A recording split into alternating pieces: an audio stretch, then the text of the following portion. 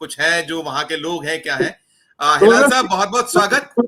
बताइएगा आप, जी प्लीज आप बताइएगा वहां के हाल क्या है। जी, अगर देखा जाए जम्मू कश्मीर में जो मतदान हुए हैं, 3 चरण के तहत मतदान हुए हैं। पहले चरण के मतदान, दूसरे चरण के मतदान या तीसरे चरण के हवाले से अगर देखा जाए तो जो लोगों में रुझान इस बार इंतखाबात में देखा गया है, काफी उत्साह और जोश लोगों में देखा गया है। और इस मतदान में अगर दक्षिणी कश्मीर की बात करेंगे, दक्षिणी कश्मीर में 16 असेंबली सेगमेंट्स पर बड़े बड़े दिग्गज नेता जो है वो इन मतदान में हिस्सा ले रहे थे।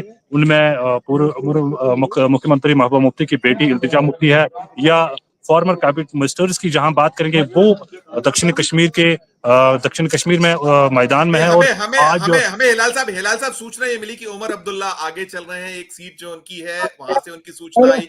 बाकी भी जो घाटी में तो बीजेपी थी भी नहीं, लेकिन निर्दलियों को लेकर रुझान किस तरीके का क्या निकला हुआ है, क्या सूचना है?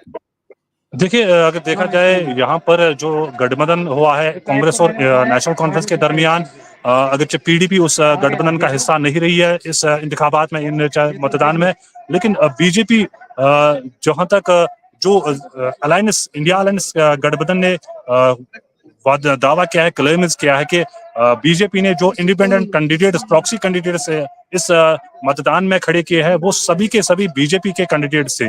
लेकिन जहां तक अभी आज काउंटिंग का शुरू सुबह 8 बजे शुरू हुई है, हालांकि अभी तक पोस्टल बैलेट्स वोट गिने जा रहे हैं। उसके बाद पहला राउंड जो है उसमें कई बीजेपी नहीं दिखा रही है। उसमें पहले राउंड में इंडिया अलायंस लीड दिखाई दे रही है, पीडीपी 2 सीटों पर लीड दिखाई दे रही है, अदर्स 2 सीटों पर लीड दिखाई दे रही है, अभी बीजेपी 5 सीटों पर दिखाई दे रही है। लेकिन जो पहला राउंड मुकम्मल हुआ है उसमें कई असेंबली सेगमेंट्स पर इंडिया अलायंस के उम्मीदवार लीड दिखाई दे रहे हैं, कई पे पीडीपी दिखाई दे रहे हैं, और 5 असेंबली सेगमेंट्स में 2 में बीजेपी और 3 में इंडिया आजाद उम्मीदवार लीड दिखाई दे रहे हैं। लेकिन फिलहाल जो पोस्टल बैलेट्स सामने आया उनमें ज्यादातर नेशनल कॉन्फ्रेंस और कांग्रेस के उम्मीदवार लीड दिखाई दे रहे हैं।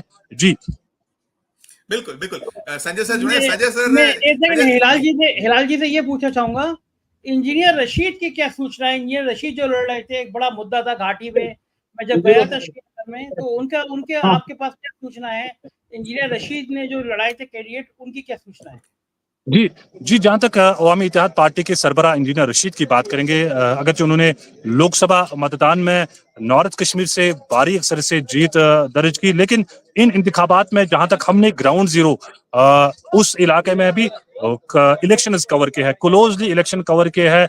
नॉर्थ कश्मीर के कुपवारा या उसके अपने आबाई असेंबली सेगमेंट लंगेट की जहां तक बात करेंगे तो वहां पर अवामी इत्तेहाद पार्टी इंजीनियर रशीद के तरफ से जो कैंडिडेट खड़ा किया गया है लंगेट कॉन्स्टिट्यूंसी में, और वहां उसके मोदी मुकाबल जो बाकी उम्मीदवार है, इंडिपेंडेंट कैंडिडेट जुनैद मीर और पीपल्स कॉन्फ्रेंस का उम्मीदवार जो है इंजीनियर रशीद के बाई के मुकाबले खड़े हुए। लेकिन जो ग्राउंड सिचुएशन नॉर्थ कश्मीर में हमने देखा है, शायद एक सीट ले पाएगी वहां पर इंजीनियर रशीद, बाकी सीटों पर इंजीनियर रशीद का किसी भी जगह उस तरह का लोगों में रुझान नजर नहीं आया। जिस तरह लोकसभा मतदान में लोगों का रुझान, लोगों ने बढ़ चढ़कर इंजीनियर रशीद को वोट दिया है, इस इंतखाबात में, असेंबली इंतखाबात में नॉर्थ कश्मीर के लोगों ने उस तरह का सपोर्ट इस बार देखने को नहीं मिला जिस तरह लोकसभा चुनाव में लोगों ने इंजीनियर रशीद का सपोर्ट दिया है। जी